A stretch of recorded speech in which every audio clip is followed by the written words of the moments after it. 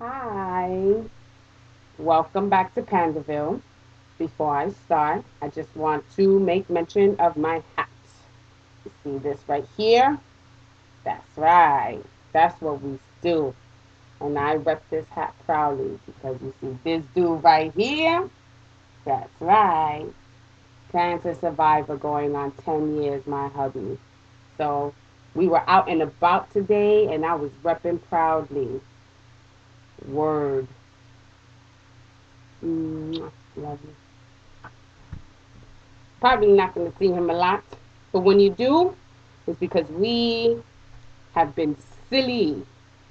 Um, so let me tone it down a notch and get right into it. Hubby and I just came back from the local yarn store, and I knew that I want to make him more socks. So he picked out the color, which helped me a lot because I didn't want to have to guess what he wanted. So this is the color, and it's pretty much not fading out. So this, what the color is in the screen, is what the color actually is. So that's a plus for me. But I'm gonna make him this, although I'm not done with his second sock of the first pair that I'm making for him. Very, very first pair. But I'm almost done. I should be done by tonight, and then I'm gonna jump start into this.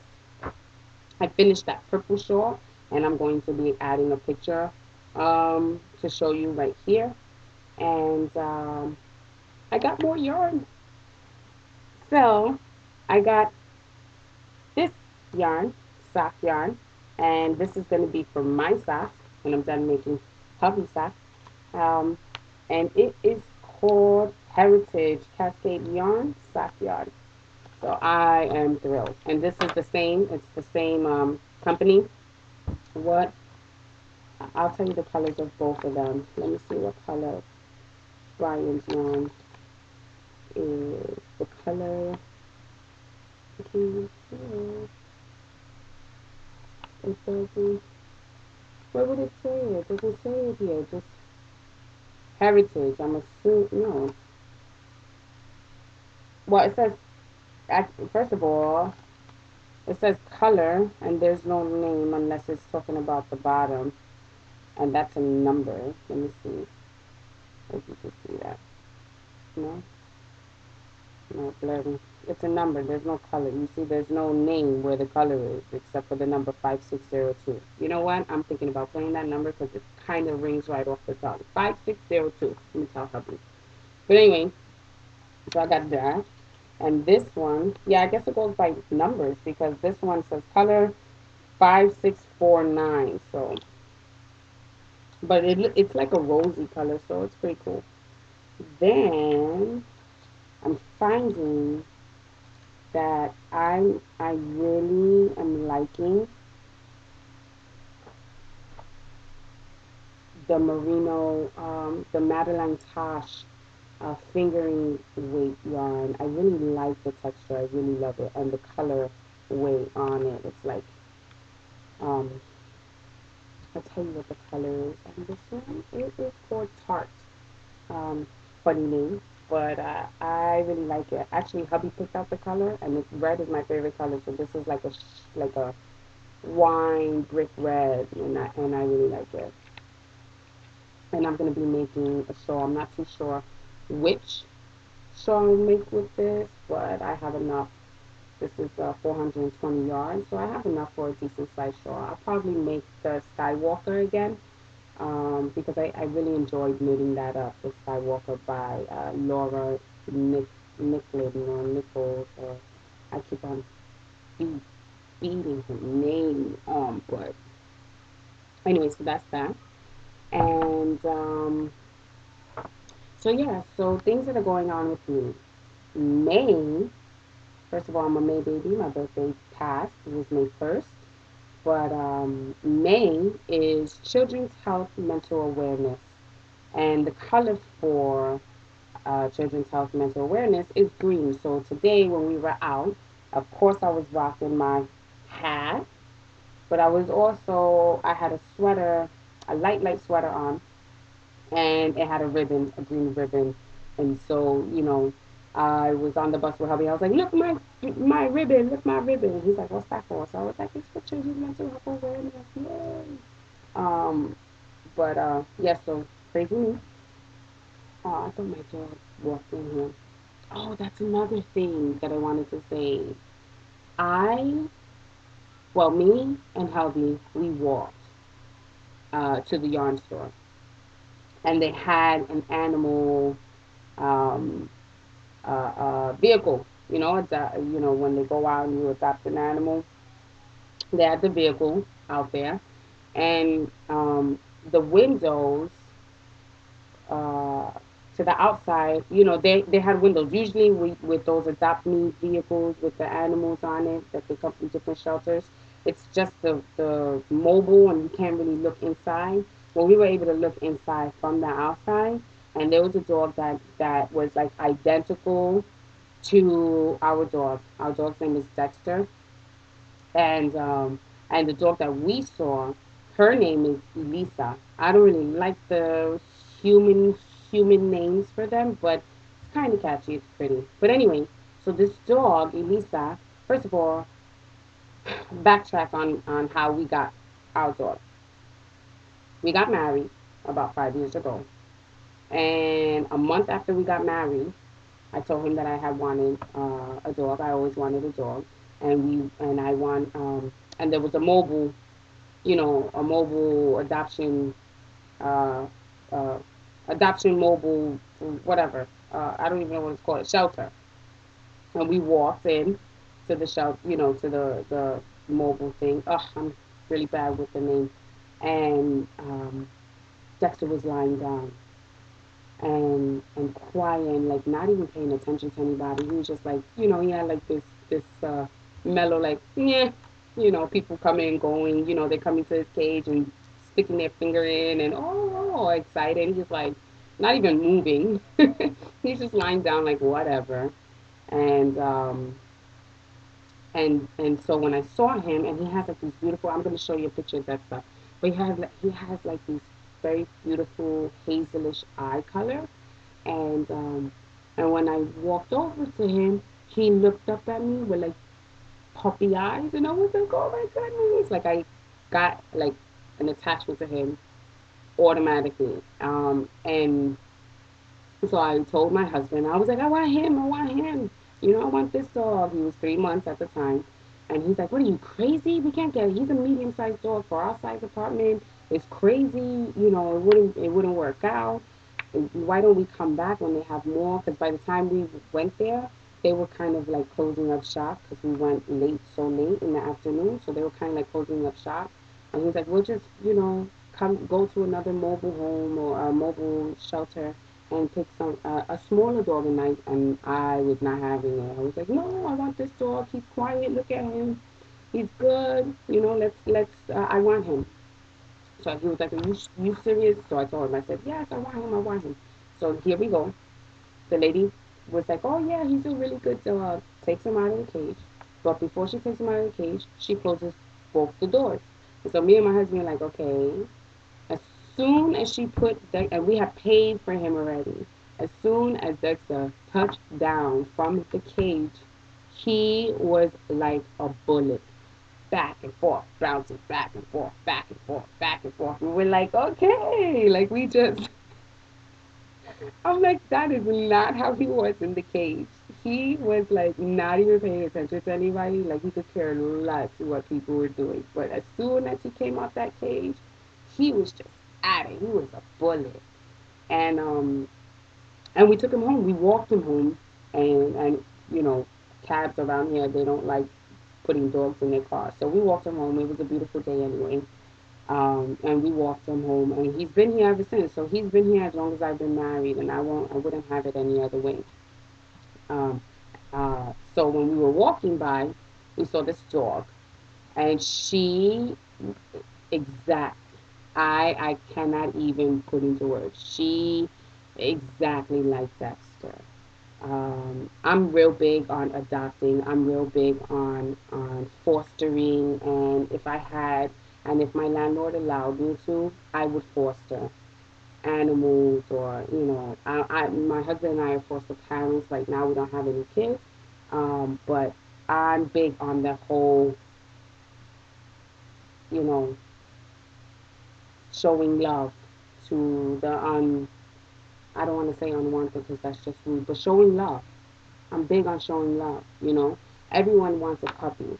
Everyone wants a baby, or everyone wants a kitten. But when they get older, nobody wants, not nobody wants any kids or whatever. But there's a lot of kids in the foster care system, and they get older, and they get stuck in, like, um, um, group homes, and bouncing from home to home, and just things like that. And that bothers me. And I'm like, we get a kid here, that kid is staying here, whether we adopt them or they go back to their biological family. But the child, once they're here, they're not going to be bouncing from home to home. That stops in the home, in my home. So it's the same thing with animals. I could dish out money if I wanted to get a puppy, but there's so many animals out there that you can love, and they're older, and they just need love. So anyway, when we were looking at Elisa, the lady, one of the volunteers, was, she was quiet. She was sitting up, not like Dessa. Dessa was lying down when we met him, but she was sitting up in the cage, and she was real quiet. She had like this sad look on her face, and so the volunteer was saying how they found her back in November. We're in May now. But they found her back in November, and someone had cut out her tongue. And so when they found her, she was in real bad distress. And that, she may need help with, like, when she eats, she needs the food and the water to be propped up. But other than that, she's a sweetheart, and, very, very calm and nice and gentle.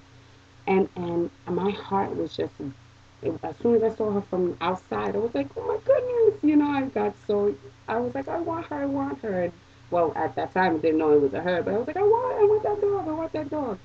So my husband's like, it's a lot, he's like, we got to think about it. We have an African gray parrot. We have Dex.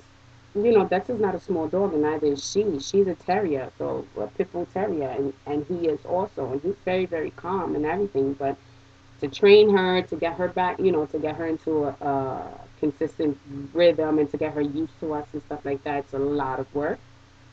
And plus, we have to make sure that it's okay with our landlord, whether or not we can even move to getting her. And so I told him, I was like, please promise me you think about it seriously, seriously, because I don't mind asking. I don't mind asking whether or not she can stay here.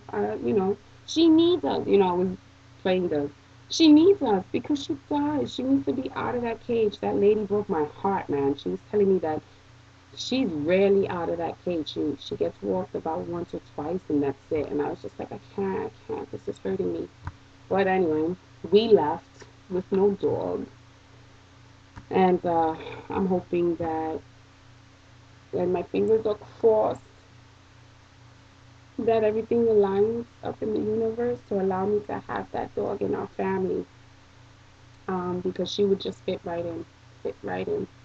So I'm gonna be thinking about it a lot and hoping that it comes to fruition. But on to knitting. Let's see what else. I do have. Um, I don't. I have this idea. I want to start making my own shawls. It's different when you take a pattern and you create the shawl from a different pattern, which I want to do too. But I want to start creating my own shawls, trying to figure out my own lacy patterns and stuff like that, and putting it together. I want to do that. I'm not going to do that this time, but I did. Oh no, I'm not going to show you, because what happens if you try to take my idea and make it better? I'm going to be upset. But I started to draw my stuff out, and it's going to take me a while, but I really want to do it right. Um, so you're going to be seeing a couple of those things down the line from me. And what else are you going to see from Panda? I'm going to show you pictures. of me wearing this hat today in our adventure. Not all the pictures because that would be just too much. Um, and the day is still young, and we're gonna go down and see my in-laws and hang out with them. So there may be more pictures to come. Um, I'm thinking about knit along, so stay tuned, and we could do a very very easy one. I'm thinking about putting a group together, right? And having the group online, you know. So we'll figure that out, uh, work out the details, and put that in my notes. But I think that's about it for what I want to do. First of all, no, that's not about it, but that's about as much as I want to say right now. Um, but right now, I want to talk about podcasts that I have been watching and that I have been learning a lot from. Um, Today, I watched The Artsy Knitter. I love The Artsy Knitter. I love her style. I love the fact that she incorporates her daughter, little one, into her show. I love that they both have their own unique style and they complement each other. Um, it, it's just they are very easygoing, really good to watch, really good to listen to and hear her news. I like the fact that she puts a spin on it. Another thing that I like about the Artsy Knitter is that she shows her other um, the other things that she uh, crafts that she's in. So her photography and her um, collages, they're awesome. They're amazing, and I like that.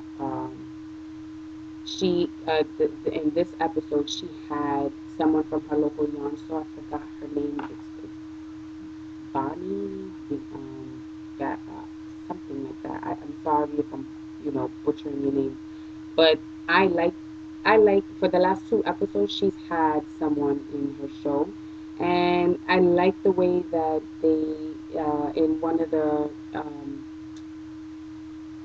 the portions in her whip portion, they were talking about a cardigan that I think it was a cardigan or a sweater that she is knitting up and how they had to make adjustments. And I really like, um, first of all, I love her podcast, but one of the things that I wanted to highlight about her podcast is that I think that she's going to be doing this a lot more often, but I liked the fact that she was able to give some detail or some idea and explanation about um, how to go about making adjustments to a particular project or pattern. Because I know that there's a lot of times that I'm looking for things and I'm like, oh my God, I wish I could do this only, but I would like to take this out and do this or X, Y, and Z. And then I'm like, you know what? I can't. I don't want to botch this project. I don't want to botch this.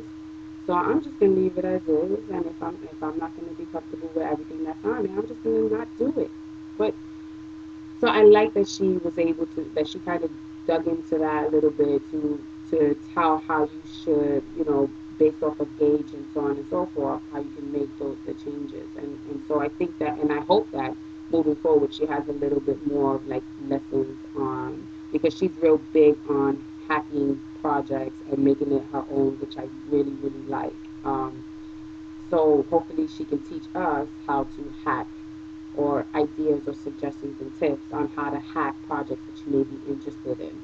Um, so check her out. She's awesome. Another podcast that I've been listening to recently is Darkmatterknits, who is Elizabeth Musselman. Oh, I'm sorry. The artsy knitter, her name is True, Tru, not True. So let's not make that mistake. True Ferguson. Um, and little one, her name is Ava. So check her out. She's really cool. They're really, really awesome and down to earth. I really love them. They remind me of my sister and my niece. Just they're down to earth, unique. It is what it is. I'm silly, and so what? I could do that. You know, um, take life easy type of vibe. Like just go with it. So I like that. I really like that. But uh, the Dark Matter Knits, Elizabeth Musselman, um, she's great because what I like about her is that she intertwines, like, for me anyway, she intertwines like a message. She embeds it into her podcast and what she's been doing, and it gives me some food for thought on just trying to overlap my hobby into why, you know. So one of the podcasts that she talked about was introverts. Another podcast that she talked about was binding off loosely, and it wasn't, it talked about binding off loosely, but it was really like, what else do you think can be bound off loosely in life, So I like that. I like that conversation type flow. Um, there's a ton of podcasts that I watch, and watching the podcasters that I have been watching, they shout out other ones, and it's so good to hear that because now I feel like I'm expanding and learning a whole lot more from a whole lot of different people, and I feel ecstatic. I'm like, oh my God, I didn't know that. That's awesome. You know what? I understand it now, or whatever case may be, or just to just listen while I'm knitting. It's like podcasting, watching knitting podcasts have taken over TV for me. And so when my husband knows I'm in here, he's like, all right, she's knitting and looking at YouTube videos for podcasting and stuff. And I'm just like, it is what it is. But there's not a lot going on for me right now. The only work in progress, like I said, I have because I finished my shawl, is my hubby sock, and I'm at the point where I'm starting the heel. Going to be creating the heel and the gusset. So that's where I'm at. There was something that I wanted to show you, and I don't know where it is. And I'm lazy right now, and I don't want to get up and get it. But yeah, so I think that's it. It's very short. It's Saturday, and you know, the day is young, so I'm gonna go and have fun and see what I want to try and finish this tonight so that I can start with this new yarn. Oh my God, I love this yarn. It's nice and soft, and I don't know if you ever knit with it before, but I love the way it feels. Tomorrow I have a class on a specific shawl construction at my local yarn store. So maybe I will podcast about what I thought about it. Maybe give them some ups on whether or not I liked it. But yeah, so that's it for Panda. Any questions, comments, boo you suck, whatever, put it on. Put it on, hit me up, let me know. Hope you guys have a great weekend. Enjoy your family, love life, and live it to the fullest. Panda.